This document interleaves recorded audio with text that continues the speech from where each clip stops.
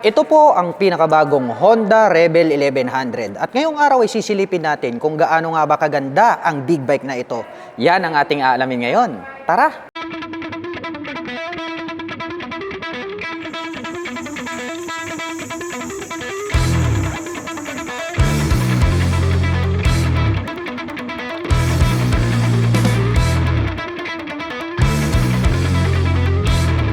Ito po yung kanilang Honda Rebel 1100 at ito po ay isang classic cruiser bike kaya talagang napakaganda ng kanyang tindig. Ito pong kanyang headlight design is rounded shape po siya dahil talagang ang classic bike, ang kanila pong mga iconic display pagdating sa kanilang mga headlight is pabilog po talaga siya. Ngunit nagkaroon na po ito ng modern headlight design dahil gumagamit na po ito ng 4 na projector lights. Before is naka halogen lamp lang po sila. At dito po sa bandang itaas located itong kanyang mga turn signals. Rounded shape pa din yan at ang kagandahan niyan is LED na rin po lahat ng kanyang ginagamit dito po sa kanyang lighting system. At pagdating po rito sa kanyang front suspension, ito po ay gumagamit ng traditional na telescopic fork. Glossy black yung kulay. At itong kanyang tip is matte black color.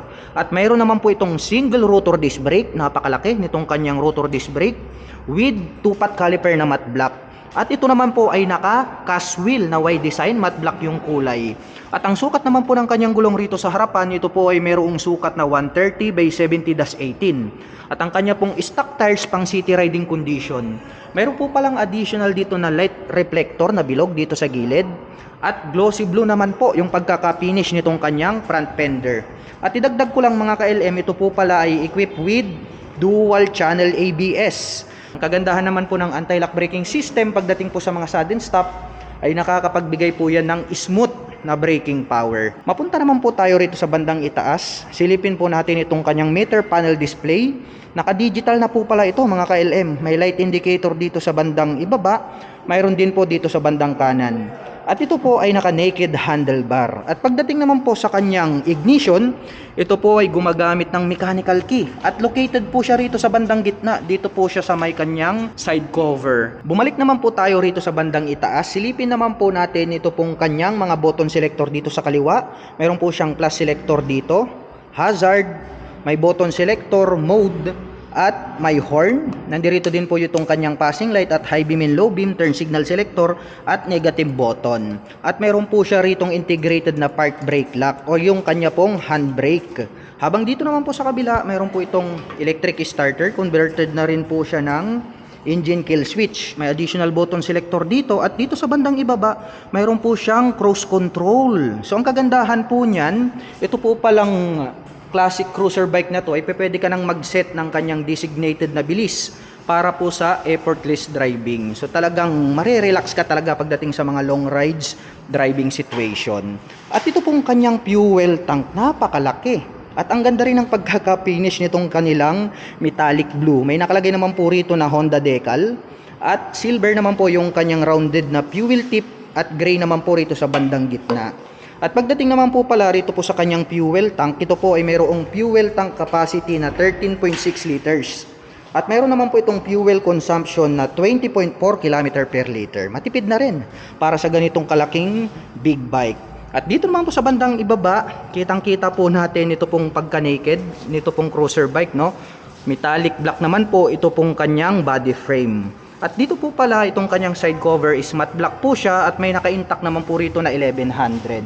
At dito sa bandang harapan, kitang-kita natin na napakalaki po nitong kanyang radiator cover.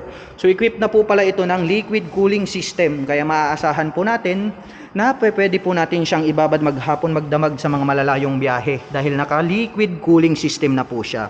At ito pong kanyang engine is metallic matte black color naman po siya. May naka-intact na Honda rito sa bandang gitna.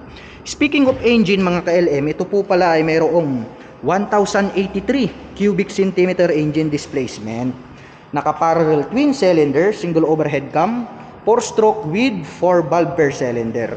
At nakakapag-provide naman po pala ito ng maximum power na 64 kilowatt at 7,000 RPM. Habang nakakapagbigay naman po ito ng maximum torque na 98 Newton meter at 4,750 RPM. Dumako naman po tayo rito sa kanyang pillion step. Matte black color po siya na die-cast. Maganda rin at makapal itong kanyang brace.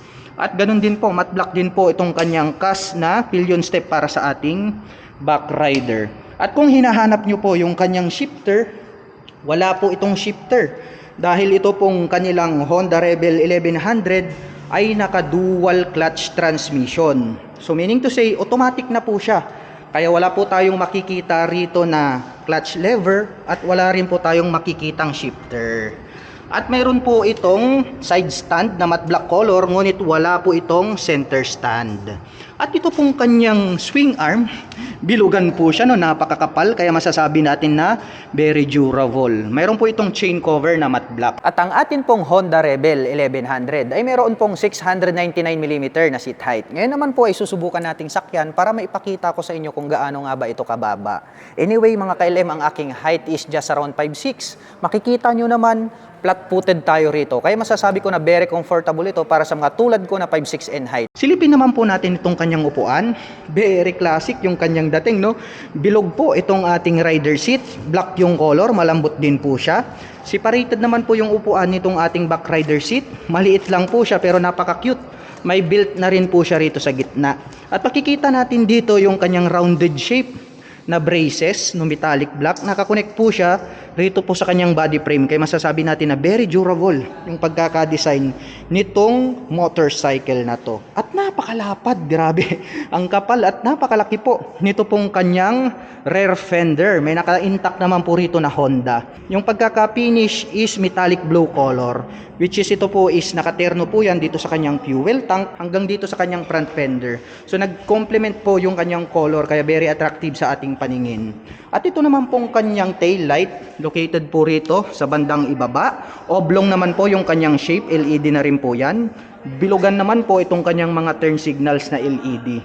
May plate light na po ito at may integrated po ito na light reflector. At ito pong kanyang rear fender, ang kanyang nagsisilbing plate holder. At pagdating naman po rito sa kanyang rear braking system, ito po ay equipped with single rotor disc brake with single pot caliper na matte black color. At gaya po ng sabi ko, naka dual channel ABS to. Mayroon po rito sa likod hanggang doon sa may harapan. At ito pong kanyang cast wheel is matte black color na Y design. At ang sukat naman po ng kanyang gulong rito po sa likuran, ito po ay mayroong sukat na 180 by 65-16. Napakakapal nito pong kanyang rear tire. At lahat po yan ay naka tubeless tires na po siya. At pagdating naman po rito po sa kanyang rear suspension, ito po pala ay equipped with dual sub-tank shock absorber. Showa brand po yan, Japanese. At ang kagandahan po niyan ay adjustable. So pwede po nating i-adjust itong kanyang rear suspension. Depende po sa gagamit kung gusto mo ng mas malambot or mas matigas. At pwede pa po nating pababain ng konti yung kanyang seat height. Glossy black naman po yung kanilang ginamit para po rito sa kanyang canister. At glossy black din po ito pong kanyang coil spring. At ito pong kanyang stock pipe, napakalaki at napakalapad. Yung kanyang head protection guard is matte black finish. Ngunit ito pong kanyang tip is chrome color po siya. At mayroon naman po itong dual exhaust. Napakaastig po pala ng dating nito pong kanilang Honda Rebel 1100. Dito po sa kanyang engine side cover, dito po sa gawing kanan, napaka-muscular ng pagkaka-design. Matte black color and then may naka-intact po rito na Honda. At nakalagay po rito yung badge ng dual clutch transmission. At nandirito naman po itong kanyang foot brake na glossy black color, metal po yung kanilang ginamit. At ang presyo naman po nito pong kanilang Honda Rebel 1100 ay nagkakahalaga po ito ng 650,000 pesos.